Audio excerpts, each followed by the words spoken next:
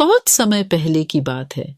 एक दूर दराज के राज्य में एक बहादुर राजकुमार जिसका नाम विक्रम था, रहता था। विक्रम न केवल साहसी था, बल्कि अपनी प्रजा के प्रति अत्यंत समर्पित भी था। उसके राज्य में कई सालों से सूखा पड़ा हुआ था। नदियां सूख चुकी थीं, खेत बंजर हो चुके थे और लोग भूख और प्यास से पीड़ित थे।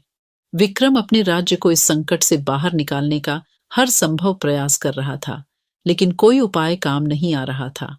एक दिन राज्य के एक वृद्ध साधु ने विक्रम को बुलाया और कहा, हे राजकुमार, इस संकट से मुक्ति का एक ही उपाय है। तुम्हें दूर दराज के घने जंगल में स्थित एक प्राचीन खजाना ढूंढना होगा।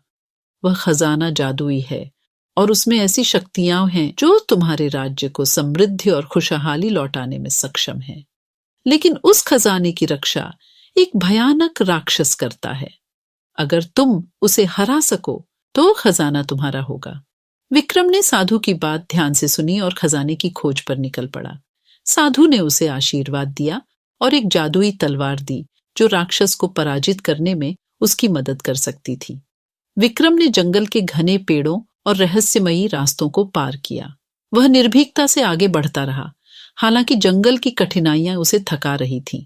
आखिरकार वह एक गुफा के पास पहुंचा, जहां से एक अजीब सी गंध आ रही थी। यह गुफा वह स्थान था जहां खजाना छिपा हुआ था, लेकिन विक्रम जानता था कि यहां पर राक्षस भी हो सकता है।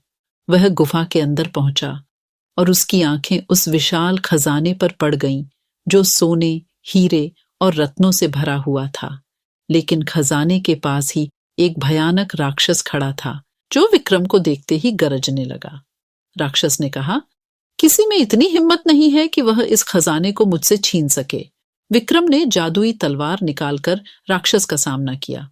दोनों के बीच भीषण युद्ध हुआ।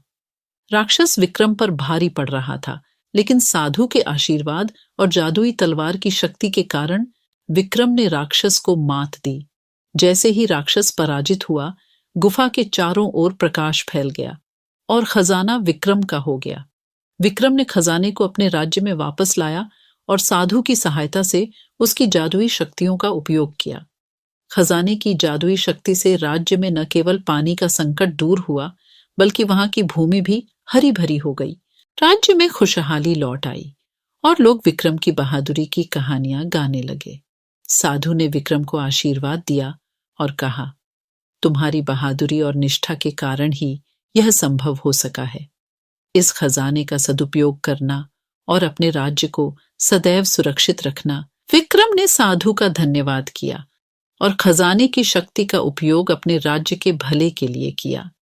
उसके राज्य में फिर कभी सूखा नहीं पड़ा और वह राज्य हमेशा के लिए समृद्ध और खुशहाल बन गया।